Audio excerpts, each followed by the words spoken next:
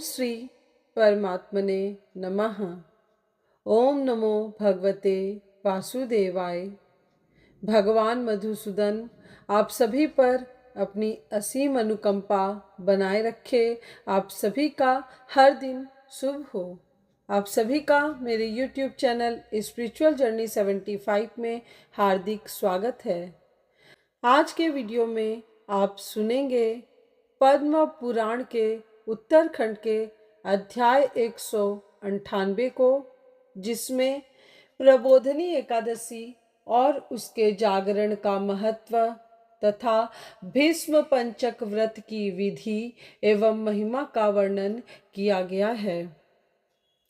यदि आप आज पहली बार इस चैनल पर पद्म पुराण की कथा सुन रहे हैं तो आप सभी से करबद्ध निवेदन है कि इससे पहले के भी सभी अध्याय जरूर सुनिएगा।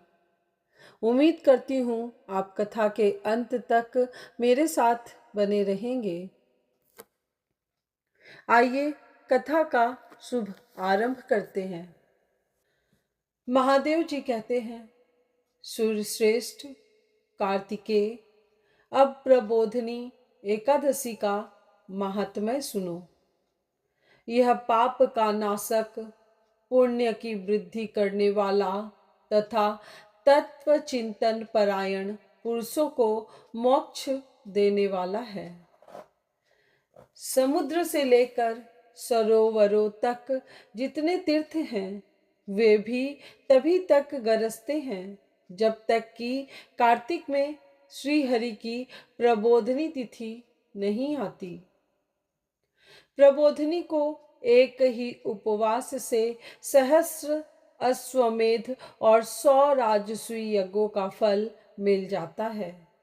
इस चराचर त्रिलोकी में जो वस्तु अत्यंत दुर्लभ मानी गई है उसे भी मांगने पर हरिबोधनी एकादशी प्रदान करती है।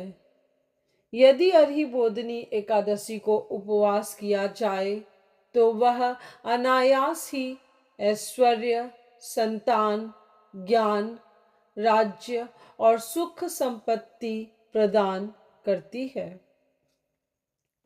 मनुष्य के किए हुए मेरु पर्वत के समान बड़े बड़े पापों को भी हरिबोधनी एकादशी एक ही उपवास से भस्म कर डालती है। जो प्रबोधनी एकादशी को स्वभाव से ही विधि पूर्वक उपवास करता है वह शास्त्रोक्त फल का भागी होता है। प्रबोधनी एकादशी को रात्रि में जागरण करने से पहले के हजारों जन्मों की हुई पाप राशि रुई के ढेर की भांति भस्म हो जाती है। रात्रि में जागरण करते समय भगवत संबंधी गीत, वाद्य, नृत्य और पुराणों के पाठ की भी व्यवस्था करनी चाहिए।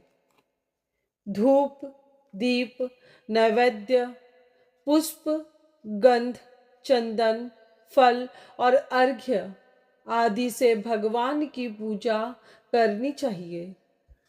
मन में श्रद्धा रखकर दान देना और इंद्रियों को संयम में रखना चाहिए। सत्य भाषण, निद्रा का अभाव, प्रसन्नता, शुभ कर्म में प्रवृत्ति, मन में आश्चर्य और उत्साह, आलस्य आदि का त्याग, भगवान की परिक्रमा तथा नमस्कार, इन बातों का यत्न पूर्वक पालन करना चाहिए। महाभाग प्रत्येक पहर में उत्साह और उमंग के साथ भक्ति पूर्वक भगवान की आरती उतारनी चाहिए। जो पुरुष भगवान के समीप एकाग्रचित्त होकर उपर्युक्त गुणों से युक्त जागरण करता है वह पुनः इस पृथ्वी पर जन्म नहीं लेता। जो धन की कृपणता छोड़कर इस प्रकार भक्ति भाव से एकादशी को जागरण करता है वह परमात्मा में लीन हो जाता है। जो कार्तिक में पुरुष सूक्त के द्वारा प्रतिदिन श्री हरि का पूजन करता है, उसके द्वारा करोड़ों वर्षों तक भगवान की पूजा संपन्न हो जाती है। जो मनुष्य 5 रात्र में बताई हुई यथार्थ विधि के अनुसार कार्तिक में भगवान का पूजन करता है, वह मोक्ष का भागी होता है। जो कार्तिक में ओम नमो नारायणाय इस मंत्र के द्वारा श्री हरि की अर्चना करता है, वह नरक के दुखों से छुटकारा पाकर अनामय पद को प्राप्त होता है। जो कार्तिक में श्री विष्णु सहस्त्र नाम तथा गजेंद्र मोक्ष का पाठ करता है, उसका पुनर्जन्म नहीं होता। उसके कुल में जो सैकड़ों हजारों पुरुष उत्पन्न हो चुके हैं, वे सभी श्री विष्णु धाम को प्राप्त होते हैं। अतः एकादशी को जागरण अवश्य करना चाहिए। जो कार्तिक में रात्रि के पिछले पहर में भगवान के सामने स्तोत्र गान करता है, वह अपने पितरों के साथ श्वेत द्वीप में निवास करता है। जो मनुष्य कार्तिक शुक्ल पक्ष में एकादशी का व्रत पूर्ण करके प्रातः काल सुंदर कलश दान करता है, वह श्री हरि के परम धाम को प्राप्त होता है। व्रतधारियों में श्रेष्ठ कार्तिकेय, अब मैं तुम्हें महान पुण्यदायक व्रत बताता हूँ। यह व्रत कार्तिक के अंतिम 5 दिनों में किया जाता है। इसे भीष्म जी ने भगवान वासुदेव से प्राप्त किया था, इसलिए यह व्रत भीष्म पंचक नाम से प्रसिद्ध है। भगवान केशव के सिवा दूसरा कौन ऐसा है जो इस व्रत के गुणों का यथावत वर्णन कर सके। वशिष्ठ, भृगु और गर्ग आदि मुनीश्वरों ने सतयुग के आदि में कार्तिक के शुक्ल पक्ष में इस पुरातन धर्म का अनुष्ठान किया था। राजा अम्बरीश ने भी त्रेता आदि युगों में इस व्रत का पालन किया था। ब्राह्मणों ने ब्रह्मचर्य पालन, जप तथा हवन कर्म आदि के द्वारा, क्षत्रियों एवं वैश्यों ने सत्य शौच आदि के पालन पूर्वक इस व्रत का अनुष्ठान किया है। सत्यहीन मूढ़ मनुष्यों के लिए इस व्रत का अनुष्ठान असंभव है। जो इस व्रत को पूर्ण कर लेता है, उसने मानो सब कुछ कर लिया। कार्तिक के शुक्ल पक्ष में एकादशी को विधि पूर्वक स्नान करके 5 दिनों का व्रत ग्रहण करे।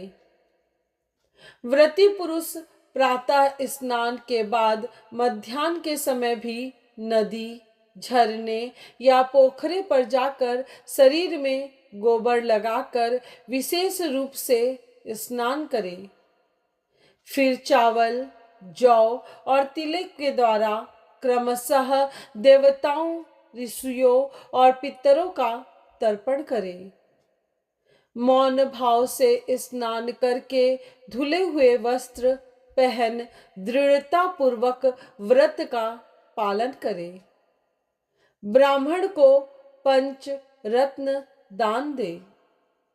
लक्ष्मी सहित भगवान विष्णु का प्रतिदिन पूजन करे।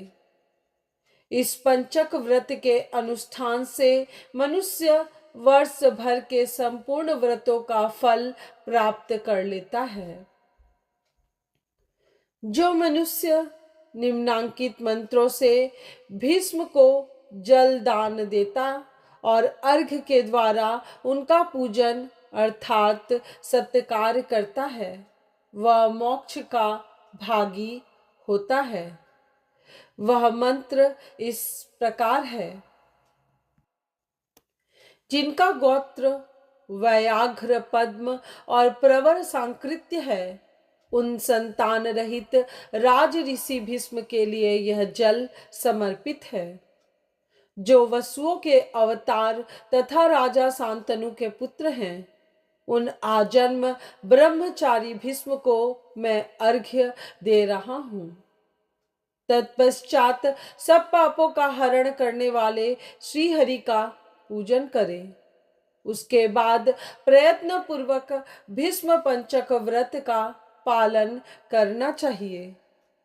भगवान को भक्ति पूर्वक जल से स्नान कराएं।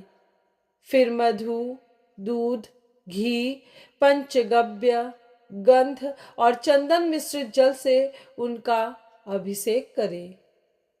तदनंतर सुगंधित चंदन और केसर में कपूर और खस मिलाकर भगवान के श्री विग्रह पर उसका लेप करें।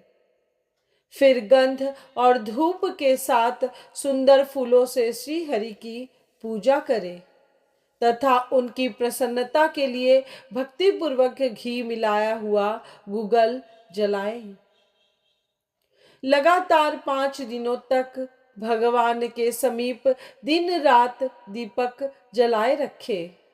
देवादिदेव श्री विष्णु को नैवेद्य के रूप में उत्तम अन्न निवेदन करें। इस प्रकार भगवान का स्मरण और उन्हें प्रणाम करके उनकी अर्चना करें। फिर ओम नमो वासुदेवाय इस मंत्र का 108 बार जप करें तथा उस षडक्षर मंत्र के अंत में स्वाहा पद जोड़कर उसके उच्चारण पूर्वक घृत मिश्रित तिल, चावल और जौ आदि से अग्नि में हवन करें। सायंकाल में संध्योपासना करके भगवान गरुड़ ध्वज को प्रणाम करें और पूर्ववत षडक्षर मंत्र का जप करके व्रत पालन पूर्वक पृथ्वी पर शयन करें। इन सब विधियों का 5 दिनों तक पालन करते रहना चाहिए। एकादशी को सनातन भगवान ऋषिकेश का पूजन करके थोड़ा सा गोबर खाकर उपवास करें। फिर द्वादशी को व्रती पुरुष भूमि पर बैठकर मंत्रोच्चारण के साथ गोमूत्र पान करें। त्रयोदशी को दूध पीकर रहे। चतुर्दशी को दही भोजन करें। इस प्रकार शरीर की शुद्धि के लिए 4 दिनों का लंघन करके 5वें दिन स्नान के पश्चात विधि पूर्वक भगवान केशव की पूजा करें और भक्ति के साथ ब्राह्मणों को भोजन कराकर उन्हें दक्षिणा दें। पाप बुद्धि का परित्याग करके बुद्धिमान पुरुष ब्रह्मचर्य का पालन करे। शाकाहार से अथवा मुनियों के अन्न अर्थात तिन्नी के चावल से इस प्रकार निर्वाह करते हुए मनुष्य श्री कृष्ण के पूजन में संलग्न रहे। उसके बाद रात्रि में पहले पंचगव्य पान करके पीछे अन्न भोजन करें। इस प्रकार भली भांति व्रत की पूर्ति करने से मनुष्य शास्त्रोक्त फल का भागी होता है। इस भीष्म व्रत का अनुष्ठान करने से मनुष्य परम पद को प्राप्त करता है। स्त्रियों को भी अपने स्वामी की आज्ञा लेकर इस धर्मवर्धक व्रत का अनुष्ठान करना चाहिए। विधवाएं भी मोक्ष सुख की वृद्धि, संपूर्ण कामनाओं की पूर्ति तथा पुण्य की प्राप्ति के लिए इस व्रत का पालन करें। भगवान विष्णु के चिंतन में लगे रहकर प्रतिदिन बलि वैश्वदेव भी करना चाहिए। यह आरोग्य और पुत्र प्रदान करने वाला तथा महापातकों का नाश करने वाला है। एकादशी से लेकर पूर्णिमा तक का जो व्रत है वह इस पृथ्वी पर भीष्म पंचक के नाम से विख्यात है। भोजन परायण पुरुष के लिए इस व्रत का निषेध है। इस व्रत का पालन करने पर भगवान विष्णु शुभ फल प्रदान करते हैं। महादेव जी कहते हैं, यह मोक्षदायक शास्त्र अनधिकारी पुरुषों के सामने प्रकाशित करने योग्य नहीं है। जो मनुष्य इसका श्रवण करता है वह मोक्ष को प्राप्त होता है। कार्तिकेय, इस व्रत को यत्न पूर्वक गुप्त रखना चाहिए। जो त्यागी मनुष्य है वे भी यदि इस व्रत का अनुष्ठान करें तो उनके पुण्य को बतलाने में मैं असमर्थ हूँ। इस प्रकार कार्तिक मास का जो कुछ भी फल है वह सब मैंने बतला दिया। भगवान श्री कृष्ण कहते हैं, देवदेव भगवान शंकर ने पुत्र की मंगल कामना से यह व्रत उसे बताया था। पिता के वचन सुनकर कार्तिकेय आनंदमग्न हो गए। जो मनुष्य भक्ति पूर्वक इस कार्तिक महात्म्य का पाठ करता, सुनता और सुनकर हृदय में धारण करता है वह सब पापों से मुक्त हो भगवान विष्णु के लोक में जाता है। इस महात्म्य का श्रवण करने मात्र से ही धन, धान्य, यश, पुत्र, आयु और आरोग्य की प्राप्ति हो जाती है। आज की यह कथा यहीं पूर्ण हुई। इस चैनल के अगले वीडियो में आप जरूर सुनिए पद्म पुराण के उत्तरखंड के विषय 199 को, जिसमें भक्ति का स्वरूप, सालग्राम शिला की महिमा तथा वैष्णव पुरुषों के महात्म्य का वर्णन किया गया है। यदि आज का वीडियो आपको पसंद आया हो और सुनने में अच्छा लगा हो तो अपने सभी रिश्तेदारों और भाई बंधुओं के साथ इसे शेयर करें, क्योंकि अपने धर्म का प्रचार और प्रसार करना भी एक सेवा है।